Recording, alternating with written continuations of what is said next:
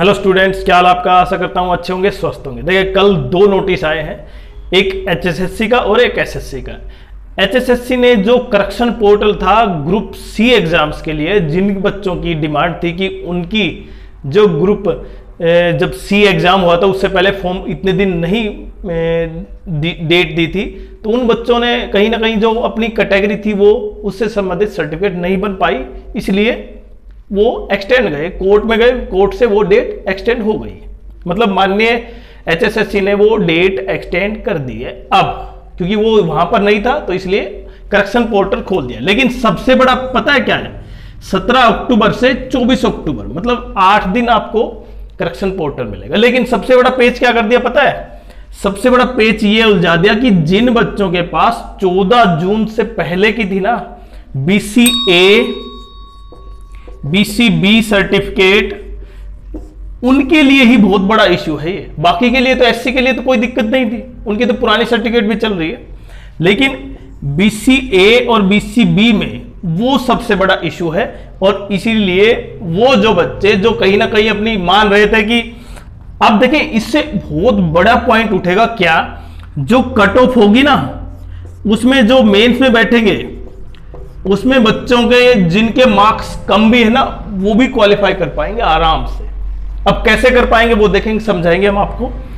क्योंकि अब 14 जून जिनकी अपनी सर्टिफिकेट चेक कर लें जो आपके पास बनी है, क्या वो 14 जून से पहले की है या नहीं।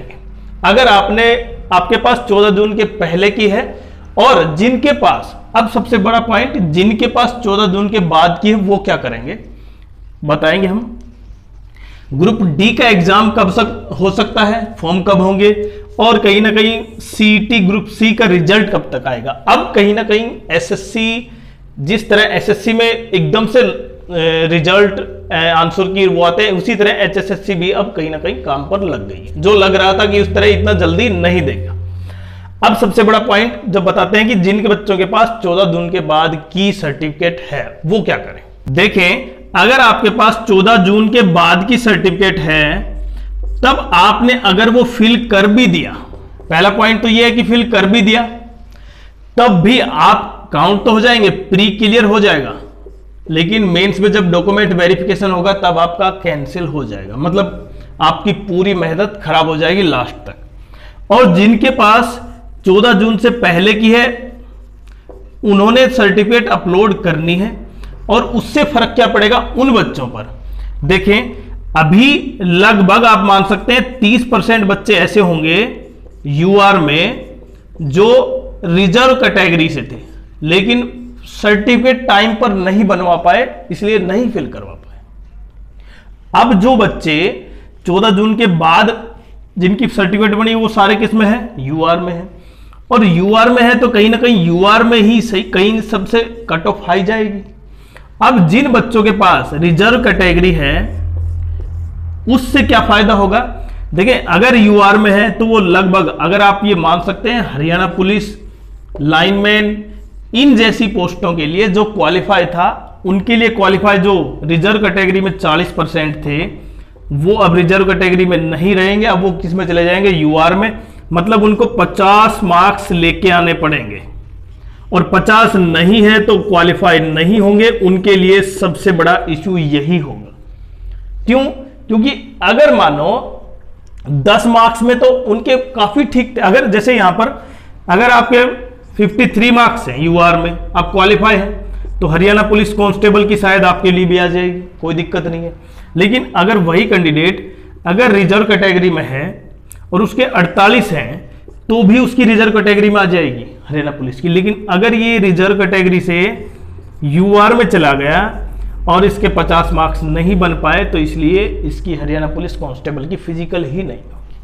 तो ऐसे में केवल हरियाणा पुलिस नहीं, इसमें कई पोस्ट हैं जिसमें स्पेशल क्वालिफिकेशन चाहिए, स्टाफ नर्स, लाइनमैन, मतलब बहुत सी पोस्ट हैं, उनके लिए कट ऑफ हो गई। मतलब जो कैंडिडेट अभी तक ये समझ रहे थे कि वो शायद क्वालिफाई हो जाए, करेक्शन पोर्टल में यही था, अभी तक हम भी यही समझ रहे थे कि उनके पास केवल सर्टिफिकेट हो, उसमें डेट से कोई फर्क नहीं होगा। अब वो एचएसएससी ने पेच फंसा दिया 14 जून से पहले की होनी चाहिए। अब 14 जून में कितने कैंडिडेट होंगे? मुश्किल से मुश्किल, अगर मैं मानूं तो मुश्किल से 10,000 के आसपास कैंडिडेट होंगे। बाकी की तो क्या होगी, सबकी क्या है 14 के बाद की। तो एक तो पेज ये है। दूसरा, अब इसका सबसे बड़ा पॉइंट रिजल्ट कब आएगा। देखिए अब सीटी के लिए सब कुछ तैयार है। जो इश्यू था नॉर्मलाइजेशन का, कहीं ना कहीं मान्य आयोग ने उसको सोल्व कर दिया होगा। अब सोल्व किया होगा तो 26 और 27 की जो इजी शिफ्ट थी और हार्ड शिफ्ट थी, देखिए 27 की लास्ट हार्ड थी, 26 की पहली शिफ्ट हार्ड थी, उनको नॉर्मलाइजेशन के मार्क्स मिलेंगे। 27 के मार्क्स 26 के सेकंड, 27 की पहली मार्क्स कटेंगे। कितने कटेंगे, कितने जुड़ेंगे, वो तो रिजल्ट आएगा तब पता चलेगा। लेकिन अब जो रिजल्ट है वो एचएसएससी ने पहले कहीं बना लिया होगा, मतलब रिजल्ट तैयार है, केवल आपको उसको साइट पे डालना है। तो आप ये माने क्योंकि 24 तक तो क्या है, इसका करेक्शन पोर्टल की डेट है, उसके एक हफ्ता ये मान सकते हैं समय दिया है, तो लगभग नवंबर के 10 नवंबर तक रिजल्ट आपका आ जाएगा। मतलब 10 नवंबर, और 10 नवंबर के जब रिजल्ट आएगा तो उससे दो चीज और सामने आएंगी। क्या? लेकिन सबसे पहले हरियाणा पुलिस की भर्ती होगी, सब इंस्पेक्टर की शायद किस तरह होगी वो तो बाद में प्रोसेस पता चलेगा। डायरेक्ट रिक्रूटमेंट से कितने लेंगे, कितनी वैकेंसी होगी, लेकिन हरियाणा पुलिस कांस्टेबल की 100% वैकेंसी होगी और वो नवंबर और दिसंबर में ही होगी। इसलिए आपको फिजिकल की तैयारी अभी से स्टार्ट कर देनी चाहिए। फिर क्योंकि ये पता है एचएसएससी आपको समय बिल्कुल नहीं देगी, आपको तुरंत क्या करवाना पड़ेगा, फिर आपको तैयारी नहीं होगी, इसलिए आप तैयारी करते रहें। अब मेन पॉइंट पर आते हैं, सीटी मेंस। सीटी मेंस कब होगा? देखिए सीटी मेंस 2026 से स्टार्ट होंगे, लेकिन कहीं ना कहीं पहली भर्ती हरियाणा पुलिस कांस्टेबल की हो सकती है, तो शायद पहला ये भी हो कि सबसे पहले इन्हीं का स्टार्ट किया जाए, उसके बाद स्टार्ट करें आगे का।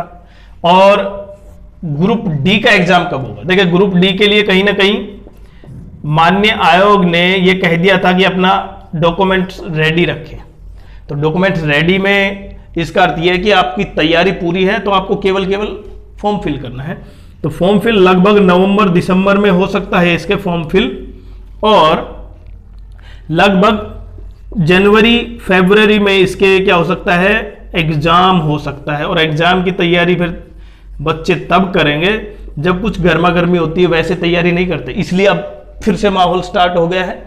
आपने अगर तैयारी स्टार्ट नहीं की तो तैयारी स्टार्ट कर दे, वो चाहे ग्रुप डी की हो या ग्रुप सी मेंस की हो, तैयारी स्टार्ट करें। क्योंकि एक साथ एसएससी एक साथ आपको मौका नहीं देगी अलग से, और जो बच्चे यहां पर सीटी सी ग्रुप सी में थे वही ग्रुप डी में भी होंगे। कुछ बच्चे एक्स्ट्रा हो जाएंगे, लेकिन उससे फर्क नहीं पड़ेगा उन एक्स्ट्रा बच्चे होने से। क्यों? क्योंकि जो 12 लाख कैंडिडेट हैं यहां पर, 12-13 लाख ग्रुप सी के, वहां पर 14 से 15 हो सकते हैं ग्रुप डी में। जो 12 तो यूं क्यों चलेंगे, बाकी 2 लाख के आसपास और कैंडिडेट एक्स्ट्रा आ जाते हैं। लेकिन कंपटीशन तो यही है ना मेन, ग्रुप सी वाला। तो इसलिए तैयारी आपको बहुत अच्छे ढंग से और बहुत सुचारू रूप से करनी होगी। और इन बच्चों ने जिनका सर्टिफिकेट 14 जून से पहले का है वो तो फिल कर सकते, 14 जून के बाद का है वो ये गलती बिल्कुल ना करें। इसलिए अपना फॉर्म जैसा भी है वो यूआर में है तो यूआर में ही रहने दे, अब उससे कोई फर्क नहीं पड़ेगा। लेकिन लास्ट में अगर आपने चेंज कर भी दिया तो लास्ट में आपको बड़ी दिक्कत आ जाएगी और फिर आपकी पूरी मेहनत खराब जाएगी।